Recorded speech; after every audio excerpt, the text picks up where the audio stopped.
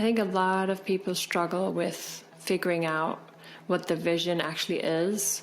In the coaching realm, of course, we explore by asking questions a lot. And when you ask somebody the first time of what it is they would like, they might give you what they would think is that, elevator pitch answer of, I want to have financial freedom, I want to have time freedom, I want to only work 4 hours a week, I want to, create a business revenue of X or net profit of Y or valuation of Z. And, my way of, coaching around that and asking questions into a deeper realm is often to do with what will having that do for you?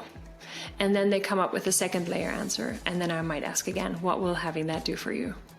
Because there's something that people are intending to experience, and it's often a feeling more than anything, by way of having what they think the vision and the goals are. And really there's maybe a distinction to be made between vision and goals, because one is really wrapped in the other. Right? So a vision would be very much a bigger than yourself type of picture, how we want to make impact, what kind of legacy we want to build, what we want to stand for, who do we want to serve and why? What is it how do we want to make the world a better place? By what? And goals then are kind of tucked in underneath as to what steps would lead that way. And oftentimes, I feel like, especially when a leader is working with teams, it can be difficult to think, or it can be tempting at least to think that we want to follow the leader. We need the leader to be a strong leader, and they'll come up with the vision and then we follow that. But actually, I believe that vision should come first, and everybody in the team needs to be enrolled in that vision.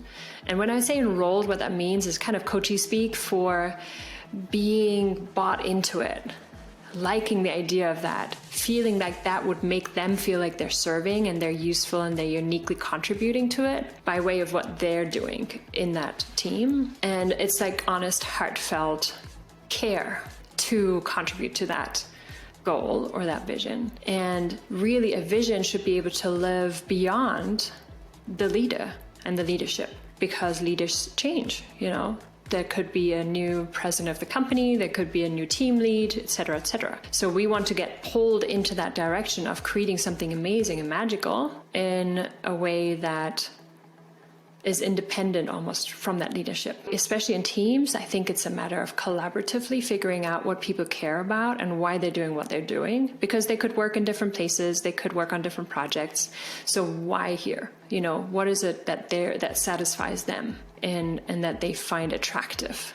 What's keeping them in that team, right? And then to really look at what would make it even better than that. So, it's really by the power of more deeper questioning, I think that something comes out of it that people are like, oh, well, that would be amazing if we could do that, And I think there's an element of not quite knowing yet how, and it's better, I think, overall, if we do not yet know what the how-to is, because then it tends to be more inspirational. If we already have figured out how we get there, it just has less of a grip. But it's a little bit like Elon Musk, famously wants to populate Mars by X date. And it's not known how or, when this exactly will happen, but people are pulling into that direction and are making things happen based on that vision. And that vision, that leader could go away and it still would hold, like we've seen with Steve Jobs and Apple, etc.